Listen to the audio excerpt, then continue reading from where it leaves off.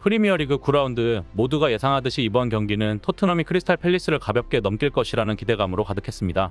두 팀의 최근 전적을 살펴보면 토트넘이 압도적인 우위를 보이며 팬들은 이번에도 손쉽게 승리를 가져올 것이라 믿어 의심치 않았습니다.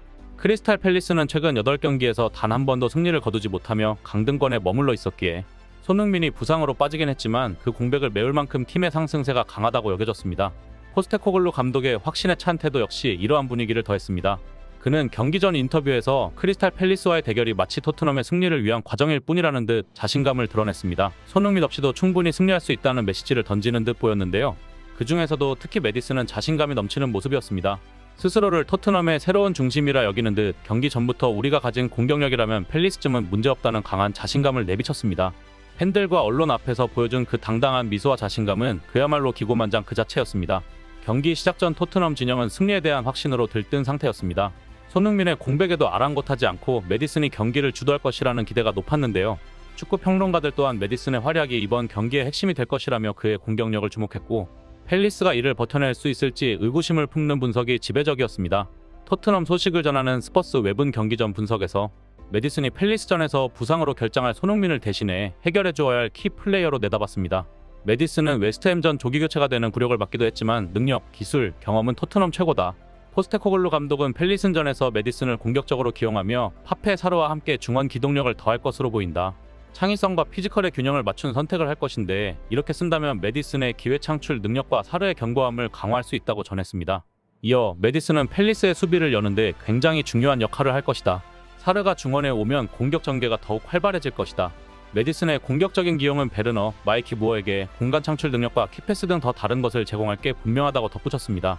그러나 경기가 시작되자마자 토트넘의 기대감은 보란듯이 산산이 부서지고 말았습니다. 경기장의 토트넘은 손흥민이 있을 때와는 완전히 다른 팀이었습니다.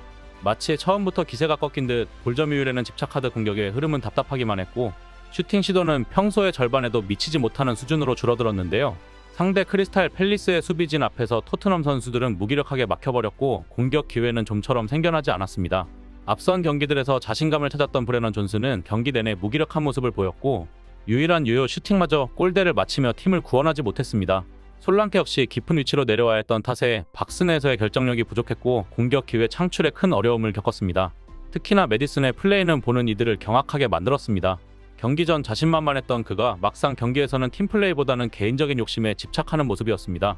메디슨은 볼을 받자마자 동료들에게 패스하거나 공간을 열어주는 대신 마치 혼자서 모든 걸 해결하려는 듯 무리한 슈팅을 시도했으며 몇 차례 결정적인 찬스에서도 공을 지키기보다 무모하게 슈팅을 감행하여 상대 수비에게 손쉽게 차단당하는 모습을 반복했습니다.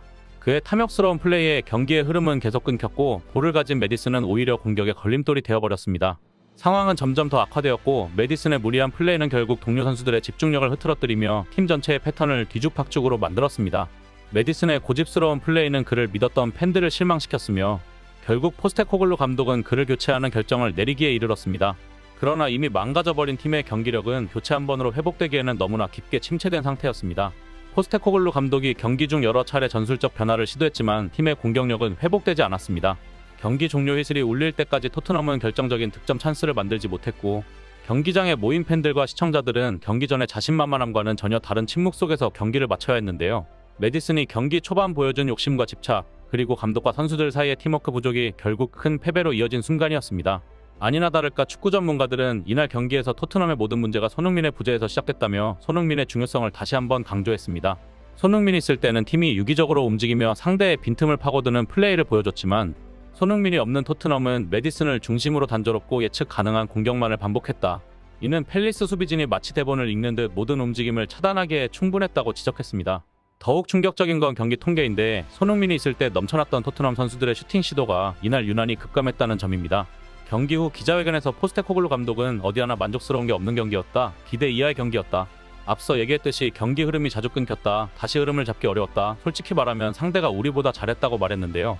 이어 그는 우리가 크리스탈 팰리스 선수들이 편하게 풀어갈 수 있는 경기 스타일로 끌려갔다. 원정 경기에서 원정 팬들이 응원하는 상황에 더 잘 대응했어야 했다고 지적했습니다. 특히 경기 초반 메디슨이 자신감 넘치는 모습을 보였으나 실상 경기에서는 지나치게 욕심을 부리며 팀의 흐름을 어지럽혔던 점이 눈에 띄었는데요. 포스테코글루 감독은 이를 암시하듯 후방 빌드업 문제가 아니라 그냥 실점 자체가 실망스럽다. 빌드업을 할 때 어디서든 정확하게 하지 않으면 상대 공격을 허용하게 된다. 미드필더 라인에서조차 정확성을 잃어버리면서 실점이 이어졌다. 그게 오늘 일어난 거다라고 밝혔습니다. 심지어 기분이 어떠냐는 질문엔 기분이 좋겠는가? 그게 질문인가라고 반문하며 오늘 경기에 대해 팬들이 왜 기뻐해야 하나? 팬들과 나는 불만족스럽다. 선수들도 그렇다며 평소에 보지 못한 짜증 섞인 대답을 내놓아 모두를 깜짝 놀라게 했습니다. 그러자 팬들은 실망감을 감추지 못했고 특히 메디슨에 대한 비판이 이어졌습니다. SNS와 팬 커뮤니티에서는 그의 개인 플레이와 경기 전 과도한 자신감을 비판하는 목소리가 높아졌고 메디슨을 향한 비난과 함께 손흥민의 부재가 이렇게 크게 다가올 줄 몰랐다는 팬들의 아쉬운 반응이 이어졌습니다. 또한 많은 축구 전문가들은 메디슨의 탐욕이 팀에 얼마나 치명적인 영향을 미쳤는지 분석하며 포스테코글루 감독의 전술에도 미흡한 점이 있었다고 지적했습니다. 그들은 손흥민의 부재가 단순히 한 명의 선수가 빠진 게 아니라 팀 전체의 리듬과 공격 전개를 완전히 바꿔놓았다고 지적했는데요. 평소보다 절반으로 줄어든 슈팅 횟수와 답답한 공격은 손흥민이 만들어내던 공간과 창의적 움직임이 얼마나 큰 역할을 했는지 여실히 드러나는 점이다. 그가 있을 때는 상대 수비가 흔들리며 다른 공격수들에게 자연스럽게 기회가 열렸지만 이날 경기는 그와 정반대였다. 특히 손흥민의 빈자리를 메우려던 메디슨의 플레이는 오히려 팀의 독이 되었다. 경기를 풀어내기보다는 개인적으로 해결하려는 욕심이 앞섰고 그의 무리한 슈팅은 번번이 상대 수비에 막히며 팀의 흐름을 끊어버렸다. 과한 자신감으로 시도한 개인 플레이는 동료 선수들과의 연결을 차단했고 이는 경기 내내 토트넘이 효과적인 공격을 펼치지 못하게 만든 주요 원인이 되었다고 지적했습니다.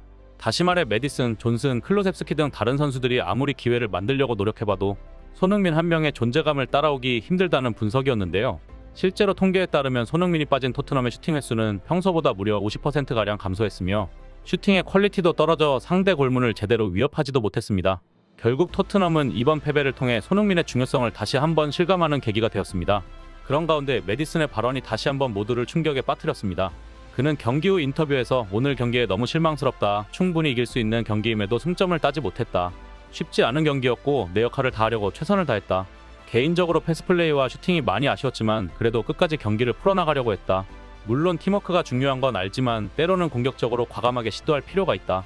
팀이 더 강해지기 위해서는 이러한 과정들이 더 단단해져야 한다고 생각한다며 팀의 패배에 대한 책임보다는 앞으로 더 나아갈 가능성에 무게를 두는 듯한 발언을 이어갔습니다. 이에 팬들은 자기중심적인 태도로는 절대 팀을 이끌 수 없다. 메디슨의 이기적인 플레이는 결국 토트넘의 근본적인 문제를 더욱 부각시키는 발언이라고 지적하며 손흥민이 빠진 상황에서 메디슨이 리더십을 발휘하기보다는 개인적인 성과에 치중했다는 것은 팀의 승리에 대한 의지보다는 본인의 자존심을 우선시한 것이라며 그의 태도를 강하게 비판했습니다.